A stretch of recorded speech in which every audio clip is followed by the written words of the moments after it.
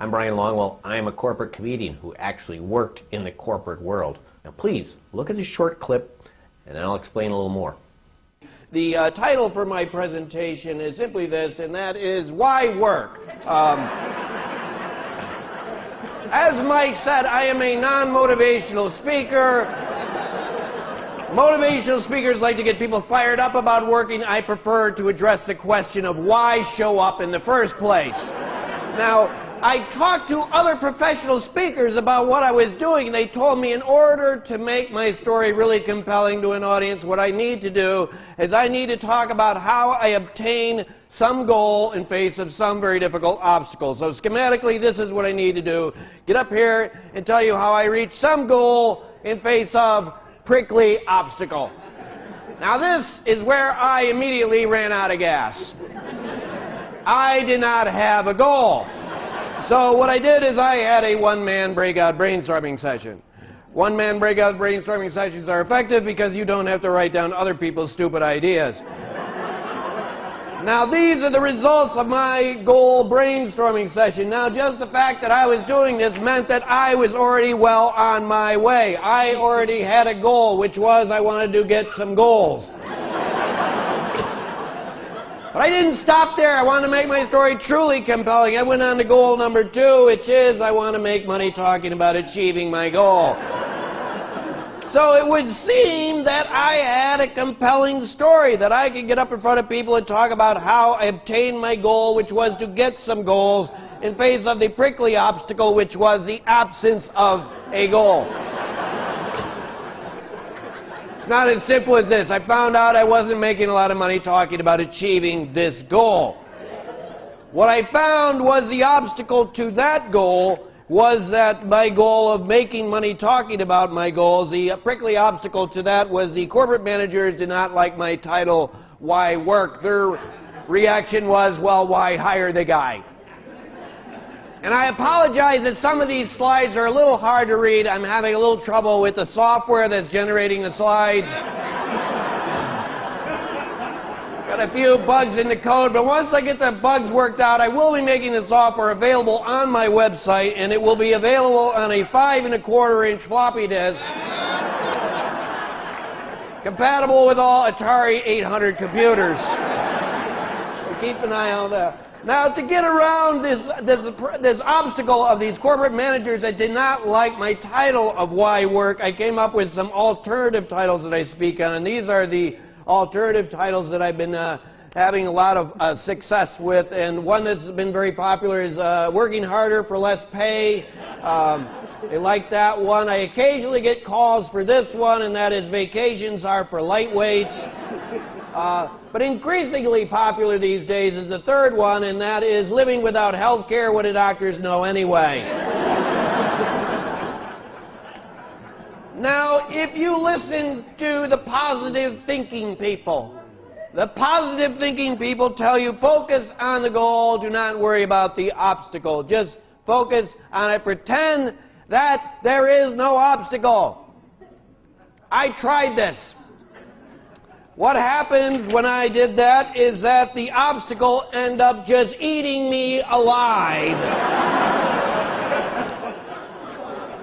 until I became part of the obstacle.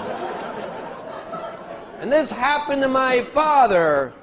When my father was younger, he had a modest goal. His modest goal was just that he wanted a comfortable life, and that seemed like that should be an achievable goal, but the initial obstacle he had to that was that he had a wife and 2 kids.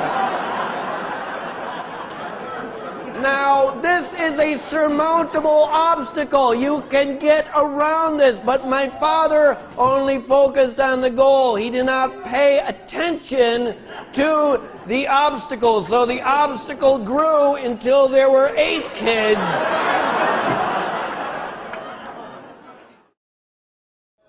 Now, as Mike said, I am a neo-economist, and I can explain what happened. I can explain what happened. Now, if we look at the real estate market, the normal real estate market looks like this. We have people living in crappy apartment buildings.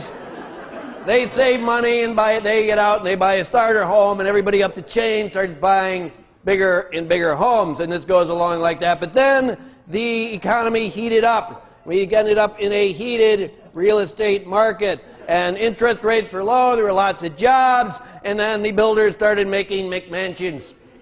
And the builders made a lot of money from the McMansions. They made a lot of money, so much so that they started taking their money and going to strip clubs with the money.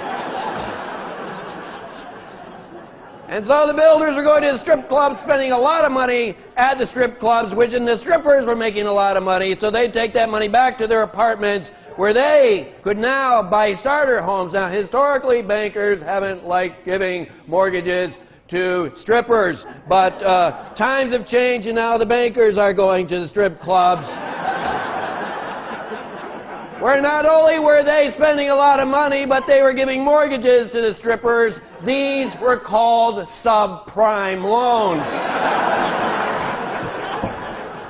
It went on like this. The market got extra heated up by those strippers buying starter homes. And then also at the other end, the McMansion construction slowed down because the builders were spending so much time in the strip clubs, which made the prices go way up. So the market just got out of control until the wives and girlfriends of the builders and bankers found out how much time they were spending at the strip clubs, put the kibosh on that, and the builders got back to work building McMansions, so supply went up, prices went down, these strippers started defaulting on their mortgages, and so we end up with the market that we have right now. The bank system crashed, real estate system went down, all because strippers lost a source of income.